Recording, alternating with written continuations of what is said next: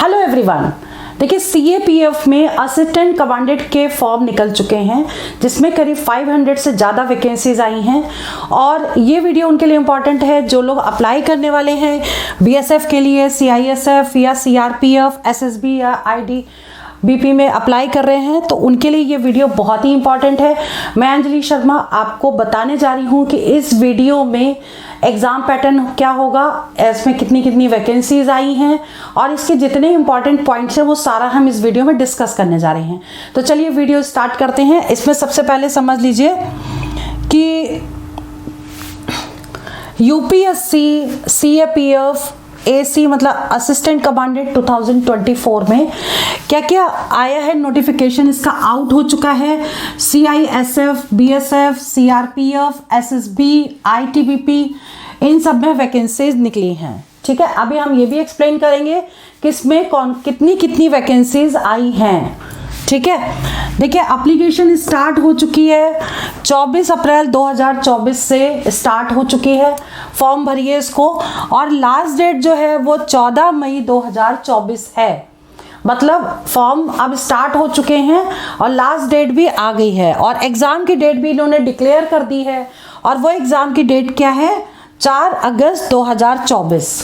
ठीक है, यानी कि आपको फॉर्म पहले अच्छे से भरना है, सारे इंस्ट्रक्शंस पढ़ के फॉर्म को फिलअप करना है और उसके बाद आपको एग्ज़ाम की प्रिपरेशन अभी से स्टार्ट करनी पड़ेगी क्योंकि 4 अगस्त भी बहुत पास में आ गया है और रिवीजन प्रैक्टिस भी ज़रूरी है। इसलिए एग्ज़ाम को आप बस स्टार्ट कर दीजिएगा पढ़ने के लिए। ठीक है, अब इसके बाद देखो वैकेंसीज हैं 506। अब कितनी कितनी वैकेंसीज निकली हैं ये देख लीजिएगा। इसके बाद आपको बताते हैं, देखिए पहले ओवरव्यू चेक कर लेते हैं। ओवरव्यू है इसका, कंडक्टरी बॉडी कौन इसको कंडक्ट करा रहा है, यूपीएससी करवा रही है, यूनियन पब्लिक सर्विस कमीशन। ठीक है, और एग्ज़ाम का जो नेम है वो क्या, central armed police forces assistant commandant की वैकेंसीज हैं इसमें। ठीक है, ऑफिशियल जो वेबसाइट है वो क्या है, upsc.gov.in। इसके बाद देखिए एग्ज़ाम की जो लैंग्वेज है वो हिंदी और इंग्लिश दोनों ही होगी। ठीक है, अब सिलेक्शन प्रोसीजर क्या है, सिलेक्शन प्रोसीजर में 3 पॉइंट हैं। पहला जो है वो रिटन एग्ज़ाम होगा, फिर फिजिकल टेस्ट होगा, फिर इंटरव्यू राउंड होगा। ठीक है, तो रिटन टेस्ट में अब क्या क्या आएगा, कितने पार्ट्स होंगे इसमें, ये सारा हम आपको डिस्कस करने जा रहे हैं। जो इंटरव्यू राउंड है वो सबसे लास्ट है, इसमें पर्सनालिटी टेस्ट होगा आपका और इसमें देख लीजिए अब वैकेंसीज कितनी है ये समझ लीजिए कि paramilitary forces number of vacancies हमने यहाँ लिखा है और इसको चार्ट बनाया है इसको समझने के लिए कि बॉर्डर सिक्योरिटी फोर्स बीएसएफ में 186 वैकेंसीज हैं। ठीक है, यानी कि इसमें इतनी वैकेंसीज हैं। उसके बाद central reserve police force CRPF में 120 हैं। उसके बाद central industrial security force CISF में 100 वैकेंसीज हैं। ठीक है, फिर इंडो तिब्बतन बॉर्डर आईटीबीपी में 58 वैकेंसीज निकली हैं और सशस्त्र सीमा बल यानी एसएसबी में 42 वैकेंसीज निकली हैं और जो टोटल वैकेंसीज हैं वो 506 वैकेंसीज हैं। ठीक है, तो 506 वैकेंसीज टोटल हैं इसकी, वो देख लीजिए कि अब इसके लिए आपको प्रिपरेशन करनी है, एग्ज़ाम पैटर्न कैसा होगा, वो सारी चीज़ें आपको हम एक्सप्लेन कर रहे हैं। देखिए यूपीएससी सीएपीएफ एलिजिबिलिटी क्राइटेरिया क्या है पहले तो ये समझ लीजिए। पहली कंडीशन जो नेशनैलिटी है वो इंडियन होना चाहिए, मतलब भारतीय होना चाहिए। उसके बाद जो एज लिमिट है वो 20 से 25 साल के बीच में होनी चाहिए। ठीक है, 20 साल वाला भी अप्लाई कर सकता है, 25 साल ये और इसके बीच में जो एज है उससे।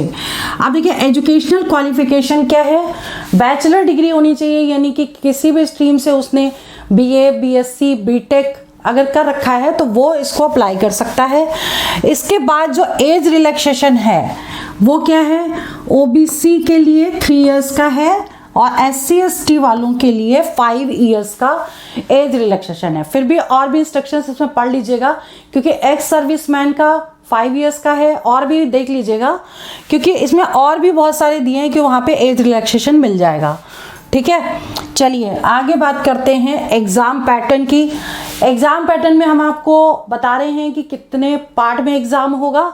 तो सबसे पहले ये समझिए, रिटन टेस्ट जो है वो 2 पार्ट में होगा, पेपर 1 और पेपर 2।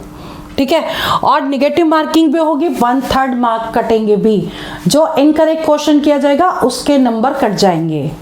ठीक है, तो अब आपके लिए इम्पॉर्टेंट ये है कि आपको जितने भी क्वेश्चन करने हैं वो मोस्टली करेक्ट होने चाहिए। सिलेक्शन के लिए आपको ज़्यादा से ज़्यादा सही क्वेश्चंस करने हैं। ठीक है, आप पेपर देख लीजिए, पेपर जो है पेपर 1 और पेपर 2, 2 पेपर होंगे। पेपर 1 जो होगा वो जनरल एबिलिटी एंड इंटेलिजेंस का होगा। ठीक है, और पेपर 2 किसका होगा? General studies, essay and comprehension का होगा। ठीक, यानी कि लैंग्वेज पेपर है, ये MCQ है और ये डिस्क्रिप्टिव है।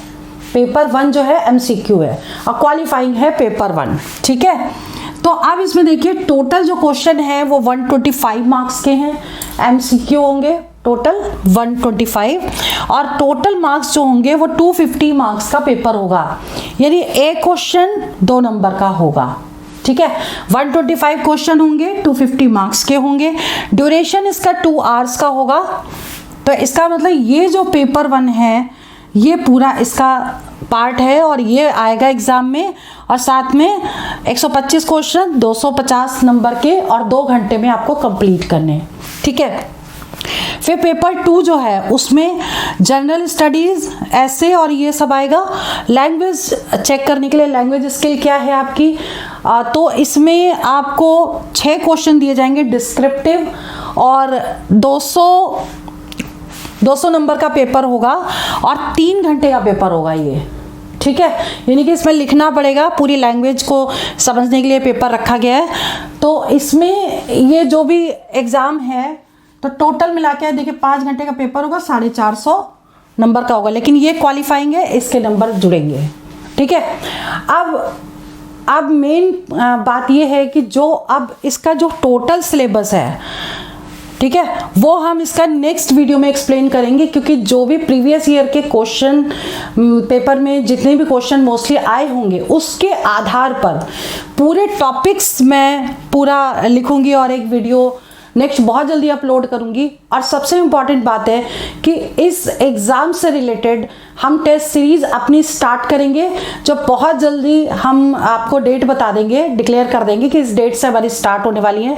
तो ये वीडियो में सारी इन्फॉर्मेशन जो भी है, और इसके बाद जो नेक्स्ट वीडियो में जो हम अप्लाई करेंगे, जो भी इससे एक्सप्लेन करेंगे, यानी पूरा सिलेबस है, क्या क्या पैटर्न होगा, किस टाइप के क्वेश्चंस ज़्यादा आ रहे हैं, कौन से टॉपिक आपको पढ़ने चाहिए, वो सारा हम नेक्स्ट वीडियो में अपलोड करेंगे।